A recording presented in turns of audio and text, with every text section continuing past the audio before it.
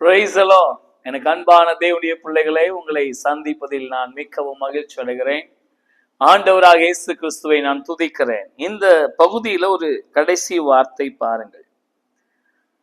நான் தொடர்ந்து உங்களோடு கூட பேசிட்டு இருக்கிற வார்த்தையில கடைசி வார்த்தை ஸ்தோத்திரம். 2 தீமோத்தேயின் புஸ்தகம் 3ஆம் அதிகாரம், அதிலே 5வது வசனம். தேவ பக்தியின் வேஷத்தை தரித்து அதன் பலனை மறுதலிக்கிறவர்களாய் இருப்பார்கள். இப்படிப்பட்டவர்களை நீ விட்டு விலகு. அதாவது ஆண்டவர் சொல்றாரு, தேவ பக்தியின் வேஷம் போடுறான் பாருங்க, அவனை விட்டு விலகு. கடவுளுக்கு பயப்படாம கடவுளுக்கு பயப்படுறது போல நடிக்கிறான் பாருங்க, அவனை விட்டு விலகு. தேவனுடைய வார்த்தையை பேசி ஆனா தேவனுடைய வார்த்தை கீழ்ப்படியாம நடக்கிறான் பாருங்க, அவனை விட்டு விலகு. ஸ்தோத்திரம். சில நேரத்துல பிரபலங்களை பார்த்து நம்ம ஏமாந்துடுறோங்க. நான் எப்படி சில பேரை விட்டு விலகினங்கிறத, இல்லை ஆவிக்குரிய வாழ்க்கை நான் கத்துக்கிட்டேன், என்னுடைய நான் சரி பண்ணிக்கிட்டேன்றத உங்களோட ஷேர் பண்ணிக்கிறது நான் ரொம்ப சந்தோஷப்படுறேன்.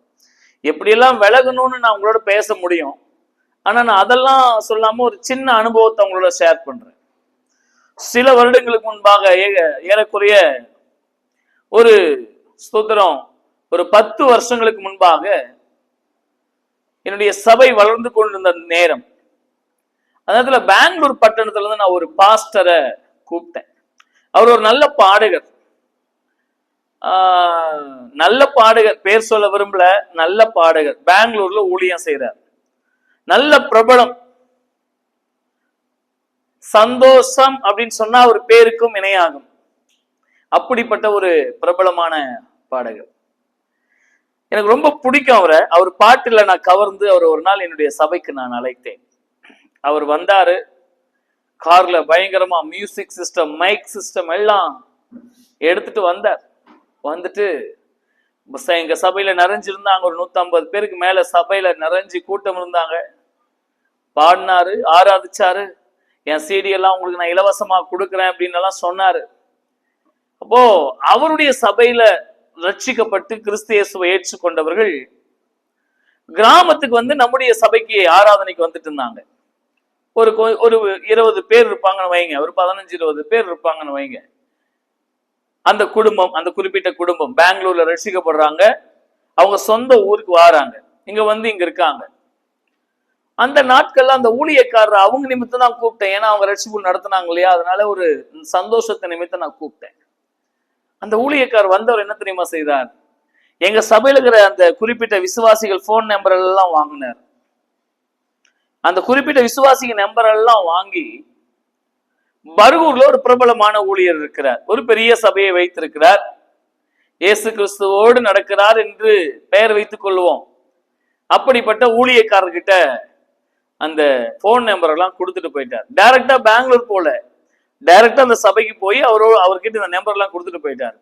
அடுத்த வார ஆராதனையில எங்க சபைக்கு வந்த 15 மேற்பட்டவங்க பர்கூர் போனாங்க.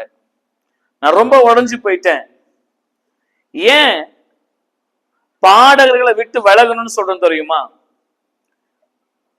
சத்தியத்தை ஒரு பாடகர் பாடலன்னா, சத்தியத்தை ஒரு பாடகர் பேசலன்னா தயவு செஞ்சு விட்டு விலகுங்க.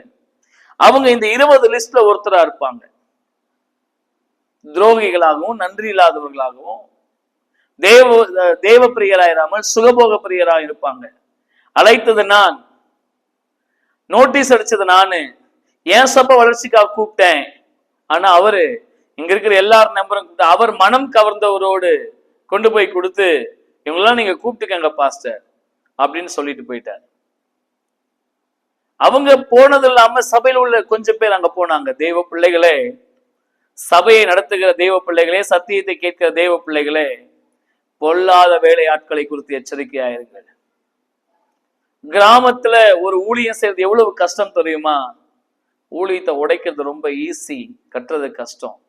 பாடுறாங்கிறதுனால பலிபீடம் ஏத்திராதீங்க. பாடுறதுனால அவங்க நல்ல ஊழியர்களாய் மாறிவிட முடியாது. பாடுவதால் மாத்திரம் அவங்க தேவனுடைய பிள்ளைகளா இருக்க முடியாது. அவங்க தான் சொந்த இச்சைகளில் கூட நடக்கலாம். ஆண்டவர் சொல்றாங்க, இன்னைக்கு தேவ சத்தியத்தின்படி வாழாத, தேவ சத்தத்தை கேட்காத, தேவ சித்தத்தின்படி கிரியை செய்யாத எல்லா மனுஷர்களை விட்டு விலகு. கடைசி காலம். நீ தனிச்சு நின்றா கூட பரவாயில்ல, தேவ பிள்ளையா நில்லு.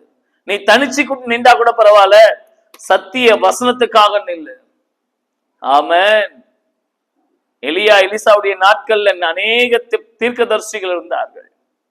ஆனா எலிசா என்பவன் எலியாவோடு நின்றார். எல்லாரும் கேட்டாங்க, உன் எஜமான் எடுத்துக்கொள்ளப்படுகிறார் தெரியுமா?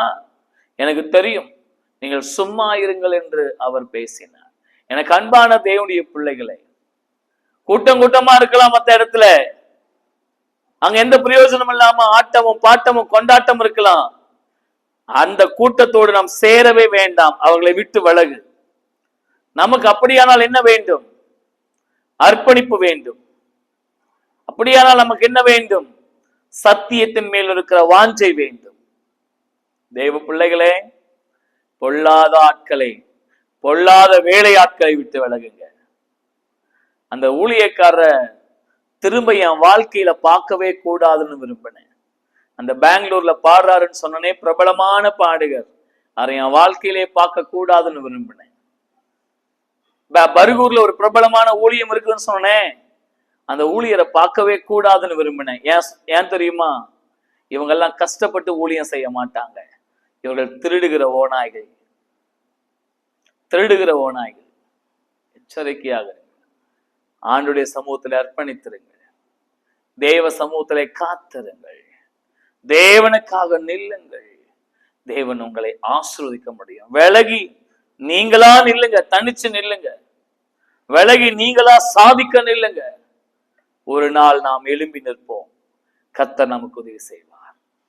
ஆண்டவருக்காக நிற்போம். God bless you.